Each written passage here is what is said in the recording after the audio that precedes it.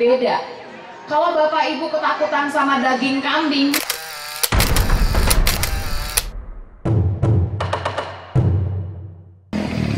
please like, comment, and subscribe. Stroke tidak pilih-pilih. Nah ini jadi siapapun bisa terkena stroke.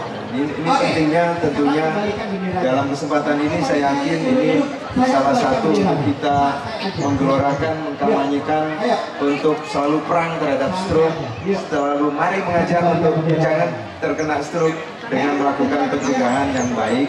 Ya.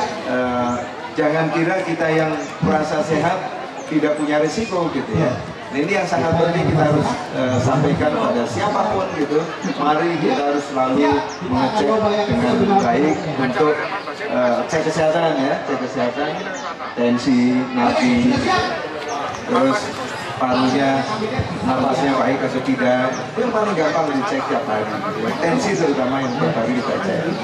Berikutnya lagi ngecek kita bahagia nggak? Tiap hari harus bahagia nih, bangun tidur, wah bahagia gitu masih hidup lagi gitu ya. Karena kan waktu tidur kan kita nggak ingat apa-apa seperti mati gitu. Kita hidup lagi bahagia, masih melihat orang lain bahagia. Jadi itu bagian dari kendalikan stres tadi bahagia. Iya. Bapak Ibu, saya nambahkan sedikit Bapak Ibu ya. Sebenarnya sudah cukup banyak. Kalau Bapak Ibu sudah terkena stroke, ini ceritanya udah beda ya Pak ya. Kita bicara mengenai pemulihan. Kalau Bapak Ibu suka tanya gini, kok ada orang yang baru 6 bulan gitu ya, udah jalan, udah nggak kelihatan sama sekali. Ada yang udah 2 tahun kok masih ada sisanya. Ya. Jadi Bapak Ibu ceritanya adalah tergantung dengan Bapak Ibu itu latihannya seberapa banyak, seberapa semangat. Jadi Bapak Ibu nggak bisa patah semangat. Bapak Ibu mau seperti orang lain. Saya pernah ketemu orang yang 5 kali kena stroke. Tapi 5 kali kena stroke nggak kelihatan Bapak Ibu.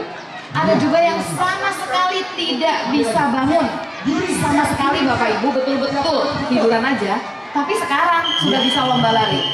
Ceritanya apa? Semangat Bapak Ibu. Jadi Bapak Ibu kalau sudah kena, nggak ada cerita bahwa nggak bakal bisa, nggak ada, itu dibuang. Ceritanya adalah semangat mengejar. Tapi mesti diingat juga, Bapak Ibu yang pernah kena stroke punya resiko lebih tinggi untuk kena stroke berulang. Jadi Bapak Ibu harus jaga kesehatan. Tadi dokter Tugas sudah cerita ada yang namanya pola hidup sehat. Pasti udah hafal ya Bapak Ibu. Makanya tadi dok, kalau dokter Tugas suami bilang mesti bahagia. Pilarnya cuma 4 dan nggak boleh kemudian dipilih salah satu. Dari mulai istirahatnya mesti cukup, tidur mesti cukup. Ini buat semua, buat yang sudah pernah kena, yang tidak pernah kena pun nih, kita kalau mau jaga supaya jangan sampai kena stroke. Pertama, tidur itu pegangan. Kenapa tidur pegangan? Bapak Ibu, tidur itu kalau kurang, 1, daya tahan tubuh turun, udah pasti. Tensi jadi naik, gula darah jadi naik. Pokoknya dia nggak asik deh, yang pasti. Si tidur ini walaupun kita butuh cuman 6-8 jam, dikejar harus bisa.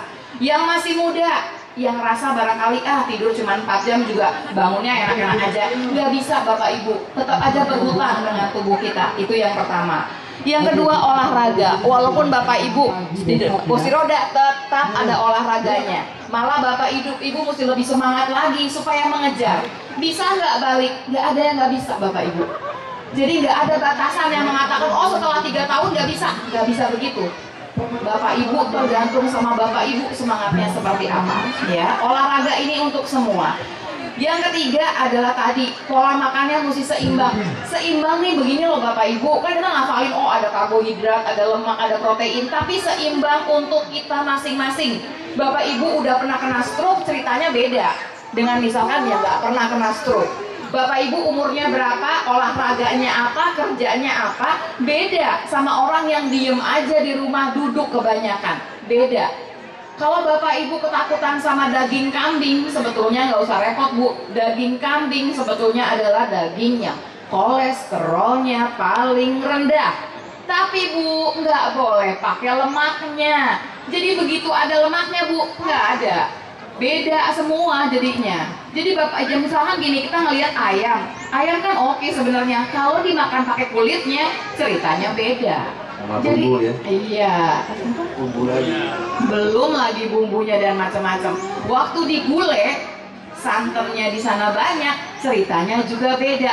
Jadi bukan ketakutan sama daging apanya, tapi kita lihat waktu jadi masakan masuk ke mulut kita modelnya kayak apa. Bapak Ibu udah mesti hati-hati sama yang namanya gorengan. Bukan cuman Bapak Ibu yang kita musuhin sekarang. Bapak Ibu, 1 gula, 2 goreng-goreng. Kenapa? Karena nempel di hidup kita. Tiap hari masuk nih ke mulut kita gorengan, udah mesti dihitung. Pagi ketemu gorengan, siang sama sore sama malam udah nggak ketemu lagi. Jadi Bapak Ibu sudah mesti punya kontrol sama diri sendiri. Makanan ini paling sulit dikontrol. Bapak Ibu, sekali lagi, tadi dokter tugas sudah mengingatkan, kita mesti tahu status kesehatan kita nih buat yang masih sehat-sehat. Mesti tahu tensi kita berapa biasanya gitu ya. Mesti tahu gula darah kita berapa. Kapan-kapan nanti kita janjian ya, Wisha ya. Kita bikin pemeriksaan juga boleh kok, pemeriksaan gratis di sini. Screening. Kenapa? Sering kejadian Bapak Ibu walaupun uang ada, tapi nggak mesra sama laboratorium. Kenapa nggak periksa? Orang saya nggak kenapa-napa, saya sehat-sehat aja. Kita tanya sama Mas Robi. Mas Robi, punten ya Mas Robi ya. Waktu dulu itu ketahuan nggak stroke-nya stroke yang mana? Stroke yang perdarahan kah? Atau stroke yang sumbatan? Kebagian besar sumbatan ya memang. Saya perdarahan. Punya tensi tinggi? Ada tensi tinggi. Tapi tahu punya tensi? Tahu punya tensi. Minum obat? Minum obat. Oh baik. Berarti cek rutin minum obat tapi kecolongan nih ceritanya. Kecapean. Tadi udah, iya. Tadi 3 ya, istirahat kurang ya. Lihat nih Bapak Ibu ya. Iya, cuma 4 pilarnya, cuma 4. Istirahat kurang, naik lagi semua. Yang namanya tidur kurang aja, saya tadi bilang tensinya bisa naik. Dan tensi paling bahaya kalau pagi-pagi nih ibu-ibu bapak-bapak, dia biasanya kortisol naik, jeder tensinya naik. Sering dengar nggak sih Bapak Ibu jatuh di kamar mandi pagi-pagi? Bukan jatuh di kamar mandi, dia stroke dulu baru jatuh. Jadinya bukan cerita dia kepleset terus dia stroke, nggak begitu. Ini dokter tugas udah kenyang tuh liatin orang datang gitu kan, dokter saraf biasanya yang pegang dokter saraf. Jatuh di kamar mandi dok, gitu ya ngomongnya ya. Padahal nggak begitu ceritanya. Silakan dokter tugas. Stroke baru jatuh. Dia biasanya kalau stroke itu kan tadi tiba-tiba lumpuh, tiba-tiba lemah satu sisi. Ya kalau sudah lemah, biasanya mau ke kamar mandi gitu, jatuh. Ya. Nah, orang bilangnya oh, itu jatuh gitu di kamar mandi, terus stroke. Gitu. Jadi sebenarnya stroke dulu, baru jatuh. Gitu. Nah ini yang harus sikap kita adalah atau perilaku kita kalau stroke segera gitu ya, ke rumah sakit. Jadi dalam ini yang paling penting kan mencegah. Tadi mungkin perlu kita ingat. Cara mencegah gimana? Kita ingat-ingat aja, cerdik gitu. Kita harus cerdik. Kenapa cerdik? C-nya cek kesehatan rutin. Cek kesehatan rutin. E-nya ya tadi nyahkan asap rokok. Udah nggak ada yang merokok lagi ya. Punten Pak Tugas sebelum ini, Bapak Ibu, enyahkan asap rokok bukan cuma kita yang merokok. Kita nggak merokok, ya. Sebelah kita nggak ngerokok, kalau kita kena ya second hand smoker. Yang ketiga Bapak Ibu yang masih merokok nggak boleh di dalam rumah kita. Kenapa? Itu asap nempel di hordeng bisa 2 tahun. Nempel di baju, kalau bajunya belum dicuci masih nempel di sana. Jadi kita bisa jadi third hand smoker. Hati-hati. Jadi nggak ada lagi yang merokok dalam ruangan ya. Baru 2 ya, baru E. Oke, D-nya Pak. D-nya tuh diet atau nutrisi yang seimbang gitu ya, seimbang. Jadi jangan terlalu banyak karbohidrat, jangan terlalu banyak lemaknya gitu ya. Kita R-nya belum loh, Pak. R-nya itu cerdik, C-E-R. R itu rajin olahraga atau latihan gitu. Itu penting, itu rajin latihan olahraga. Paling tidak seminggu itu sebenarnya 150 menit per minggu. Jadi kalau 3 hari latihan ya 50 menit per hari. Kalau 5 kali latihan 30 menit. Cuma 30 menit kok. Latihan. Tapi syaratnya adalah enjoy, bahagia. Saat latihan bahagia. Saat datang diberita sama ibu atau bapaknya gitu, ayo latihan. sambil merengut ya nggak boleh gitu ya. Jadi harus sambil bahagia. Ya. R-nya tadi, nah, D-nya begitu. I-nya tadi ya, I cerdik, I-nya istirahat cukup. Tadi Dokter Lurah sudah disampaikan. Hati-hati nih dengan istirahat. Istirahat cukup. Nah, K-nya apa Kak? Kendalikan stres. Nih, Jadi nggak boleh stres kita. Bapak Ibu, stresnya mesti dipikirkan. Yang muda-muda, satu lagi barangkali istirahat kurang, stres biasanya tinggi ya Pak Robi ya. Stres tinggi, betul. Iya, bisnis lah semua Bapak Ibu, yang penting adalah rezeki nggak bakalan tertukar. Udah, nggak usah dipikirkan. Masalah kita nggak mungkin orang hidup nggak pakai masalah. Semua pasti punya masalah, tapi jangan gara-gara satu masalah kita punya masalah baru Bapak Ibu sekalian. Jadi stres ini Bapak Ibu mesti dikelola dengan baik. Silakan Bapak Ibu mesti punya hobi buat ngilangin stres. Kalau yang perempuan jangan belanja ya, ntar nambahin stres lagi, bornya banyak. Terserah, mau barangkali piara binatang gitu ya, kesayangan boleh gitu.